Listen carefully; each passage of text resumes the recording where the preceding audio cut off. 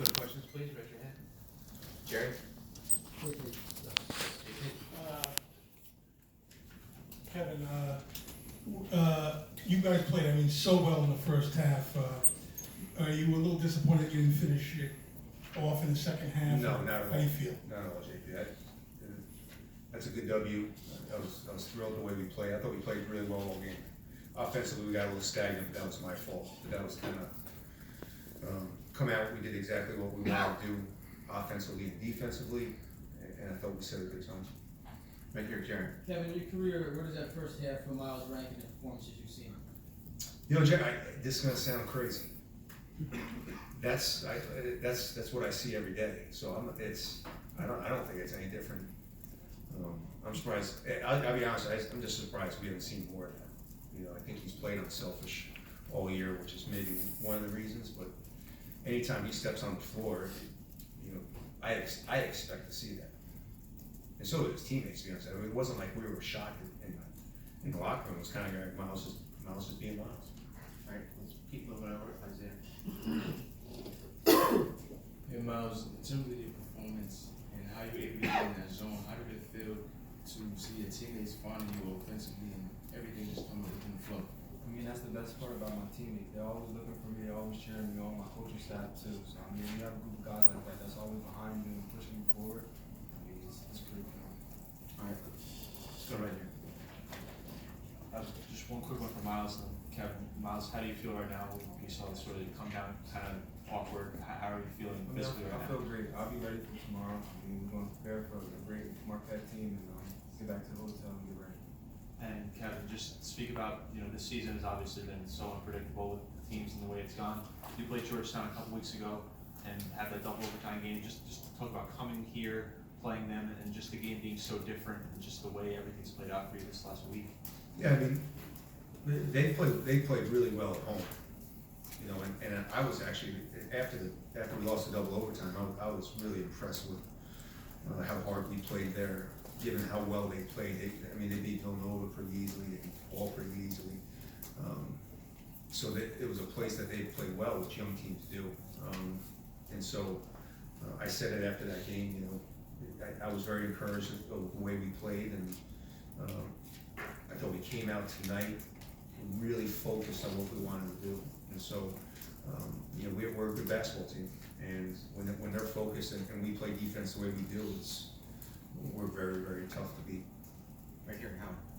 Myles, I mean, you've obviously gotten it going a lot during your career. You've had stretches like that before, but what was different about doing it on this stage? You were showing a lot of emotion in those first half, especially off those steals and fast breaks you had. It just seemed something about being here in the Garden and the Big East tournament that brought it to another level emotionally for you. I mean, I know what my teammates need. My coach always telling me, pick up the energy, get your guys going. So I was just trying to do whatever I needed to do for my team to get going and for us to get together.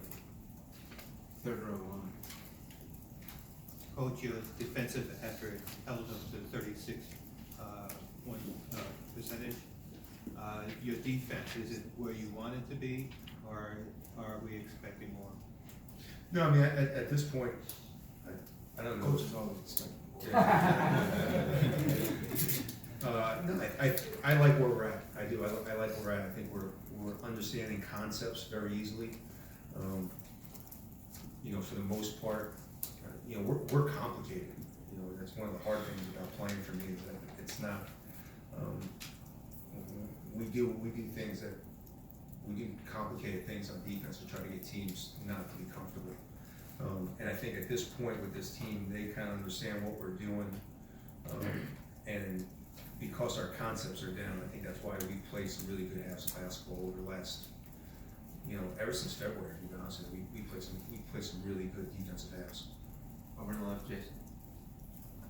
Looking ahead to Marquette tomorrow, Coach, what kind of challenges are they going to present to you tomorrow with having played tonight and obviously with them playing well in their semi? Yeah, they played really well.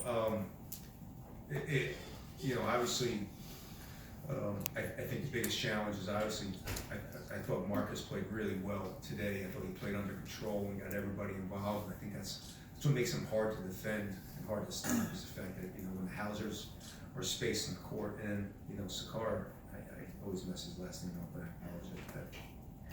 Adam, I think when he plays the way he played in the first half, they're really tough to beat. So the good thing is we just played on Wednesday, so the review will be quicker. The guys will understand what we're doing. We'll make some adjustments offensively, make a few tweaks defensively, but for the most part, we're gonna have to deal with one of the best players in the country. Right here, Ada. Coach, you talked about your ability to make teams uncomfortable with your defense. Are you more confident in your ability to do that against a team like Georgetown that does have a really young core? It's kind of led by those 3 freshmen. Yeah, I mean, I think that was our whole game plan was to just to make sure if you can get young kids to stop and think about what they're doing on offense, it really takes them out of a rhythm. We were successful at home doing that. We were really successful actually there doing it. We just didn't play well offensively there. And tonight was the same thing. Just trying to get the Kinju's so talented. McClung is, and they play with so much emotion when they're making shots. The biggest thing for us was just trying to get them to stop and think, be aggressive with them, and just keep them off balance. JP on the right. For Myles, were you aware that it was a tournament record for the first half? And what does that mean when you think of all the great players who have been in this event in this building? I didn't know that Tom just told me walking out of the locker room, but I mean, it's truly an honor and it's a blessing and a rain for us to be listening with those people. Ralph, over there on the right. Myles, one more. At the end of the half, when you really had it working, it kind of seemed like you were testing a little bit. A little heat check at the end with those threes. I was wondering what was going through your mind. You guys had a big lead, so it wasn't like you were going to throw away. Yeah, I just had made like 2 or 3 in a row, and coach called a play for me to get one up. So I mean, I just ran a play, and I seen his hands down. I just tried to let it go. All right, down in front, Jaden. 3 more quick, please. Kevin, after the double-double against Villanova, Sandro goes for 12 and 10, got involved in the defensive end too. What have you seen from him the last few games that has raised his confidence and adds another dimension to this team? You know, Sandro's been an unsung hero a lot this year just because he's really been really good with the pick-and-roll defense. He's battled big guys. You know, he gets a little worn down offensively because with the amount of size that he has battled. But I think the biggest thing with Sandro is that he's been more aggressive offensively, looking to shoot, which we've been yelling at him to do for all years, looking for him to be more aggressive. And I just think, you know, if you look at him and Myles Powell, you have 2 sophomores that didn't play a whole lot last year who now got thrown onto the big stage. And I just think you're starting to see kids grow up and kids get a little bit more confident. That's a good thing.